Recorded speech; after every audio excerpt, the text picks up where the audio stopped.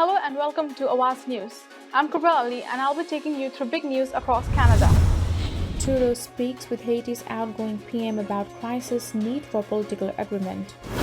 I'm struggling repayments of COVID-19 benefits, leaving some Torontonians with little left to spare. Fire that destroyed 3 Richmond homes cost estimated $12 million in damage. Mississauga man facing over a dozen charges after allegedly driving rental vehicle while impaired. Baby born on Air Canada flight bound for Toronto. A pretty scary situation. Wheel detaches, strikes windshield of car on Highway 401 in Toronto. Mississauga house fire that left 2 dead suspicious in nature will be investigated by police fire chief.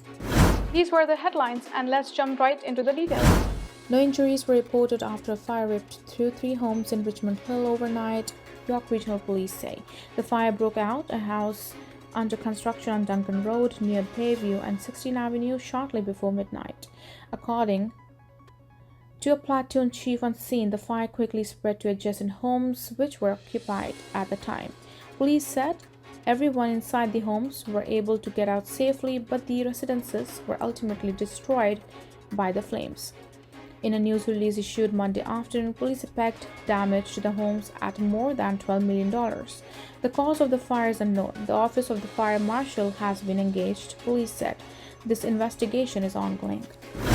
Nearly 4 years after Canada rolled out its emergency pandemic benefit programs, some recipients are only now just finding out they were not eligible and must pay thousands of dollars back to the government. US Park commercial designer has owned and operated her own business in North York since 1996, but with the pandemic came a crash in clientele. The demand for renovation projects had plummeted, and with it, her sales. West Park applied for CEBA and was granted the maximum $40,000 loan. Now, 3 years later, she's being asked to pay it back, but pandemic and economy have left her with little room to make those payments. She went to Royal Bank of Canada, where she said she's been a customer for over 35 years and asked for a loan. They refused, she said. In the interim, West Park has had to shutter her physical office space and transition into working from home in order to reduce costs. A 29-year-old driver from Mississauga is facing over a dozen charges after allegedly operating a rental vehicle while impaired by drugs. On Sunday, Peel Regional Police officer attempted to stop a transport truck in Brampton for a traffic-related offense, but the driver sped away. Police said he nearly collided into a pedestrian and ran multiple red lights as he sped off. The officer was able to identify a suspect as Lovepreet Singh. Following an extensive investigation, police found him at a local gas station. Officers said he was allegedly driving a rental vehicle while impaired by drugs and breached multiple conditions of release, including 2 driving prohibitions. Singh is now facing charges for 19 offenses, including possession of a controlled substance for methamphetamine and heroin, identity theft, 4 counts of operation while prohibited, 2 counts of dangerous operation for a motor vehicle, and 5 counts of fail to comply with release order. The charges have not been tested in court. Before Peel Regional Police arrested Singh, he was facing charges in connection with a nearly 1,000 kilometers pursuit with other police agencies that ended in Etobicoke.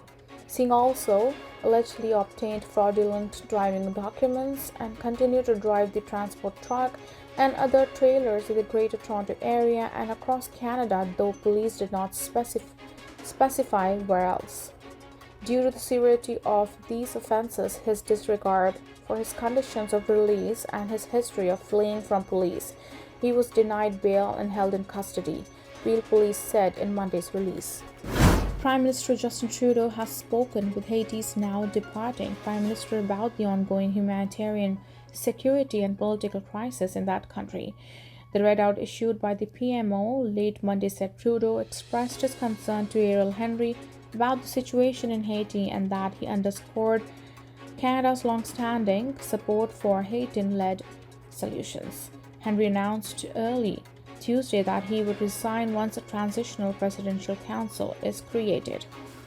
Henry has been locked out of his own country while traveling abroad due to surging unrest and violence by criminal gangs that have overrun much of Haiti's capital and closed down its main international airports. A meeting among several Caribbean leaders, Canada's UN ambassador, and the US Secretary of State was held Monday in Jamaica to look at ways to respond to the crisis in Haiti. Henry remained in Puerto Rico during the meeting, according to a statement from the U.S. Territory's Department of State, and was taking steps to return to Haiti once feasible. The readout of Trudeau's conversation with Henry says Trudeau reiterated the critical need for political agreement among Haitian stakeholders that was inclusive and would create the conditions for free and fair elections and restoration of democratic order. Many Haitian Montrealers are worried about loved ones amid the violent attacks that have paralyzed the Haitian capital, including when Colin, who says his family members have had to flee their homes several times to find a place that's safe from the armed gangs he says have seized control of the capital city of Port-au-Prince. U.S. Secretary of State Antony Blinken on Monday announced an additional $100 million to finance the deployment of multinational force to Haiti. Washington in the past has asked Canada to lead such a military intervention, but Trudeau has said it's unclear whether that would stabilize the country. Blinken also announced another $33 million in humanitarian aid and the creation of a joint proposal agreed on by Caribbean leaders and all of the Haitian stakeholders to expedite a political transition and create a presidential college. 2 people have now died and 2 others are injured following a house fire in Mississauga early Tuesday morning. The fire broke out on Brom's Grove Road near Winston Churchill Boulevard and Royal Windsor Drive at around 3 a.m. We arrived on scene. Our firefighters reported heavy flames, heavy smoke, high heat conditions in the home, Mississauga Fire Chief Darren Rizzi said at the scene on Tuesday. They reported 2 people who had self-evacuated the home on the front lawn. They had significant injuries. They were transported by Peel paramedics. Rizzi added that crews were able to rescue 2 people from inside the residence and both also sustained significant injuries. Paramedics told Awaz News that those 2 patients, an elderly woman and middle-aged man, were vital signs absent when they were taken to hospital. Police confirmed that 2 patients pulled from the home later died in hospital. The current condition of the other 2 hospitalized patients is not known at this time. A dog and a cat were also removed from the home following the fire, but crews said the dog did not survive. The fire chief said Mississauga Fire will assist with the investigation. A baby delivered on recent Air Canada flight bound for Toronto is giving new meaning to the term airborne. The airline confirmed the news to Awaz News in an email on Monday, saying the flight took off from St. Lucia on March 6th when a passenger began experiencing a medical issue. Air Canada said flight attendants on board rushed to support the mother-to-be, who they said was prematurely in labor, after the crew asked if there were doctors on the plane to answer the call and assisted. The flight was diverted to Bermuda to accommodate the delivery. However, the baby was born before the plane touched the tarmac. After arriving in Bermuda, medics transferred the mother and the baby to a local hospital in healthy condition. We thank doctors who assisted and we are proud of the professionalism of our crew, Air Canada said in a statement. Pregnant customers can travel on Air Canada flight up to 36 weeks with a normal pregnancy, the airline said. A driver has been charged after wheels separated from their vehicle and shattered the windshield of another car on a major Toronto highway.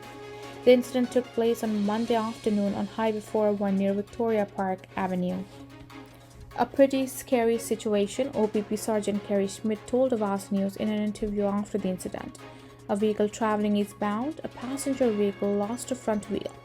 That wheel came rolling off, bouncing across the highway into the oncoming lanes, over the concrete wall, into the westbound side, slamming into the vehicle. Photos provided by police show the windshield had completely shattered on the passenger side.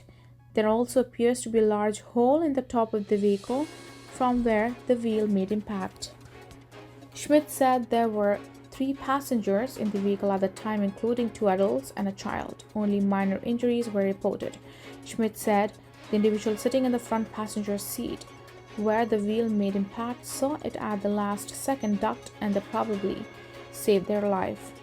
Big tire or small tire commercial vehicles or passenger vehicles, when you're coming out that kind of speed, you can see the absolute damage and intrusion that has on the vehicle, he said. Schmidt said police do see a spike in incidents like this when drivers switch over from their winter tires and encourage drivers to make sure that their wheels are functioning properly. Police said the driver of the other vehicle has been charged with having a detached part. Thank you for tuning in. I'm Kubra Ali. I'll see you back tomorrow, same time, same channel. Have a good night.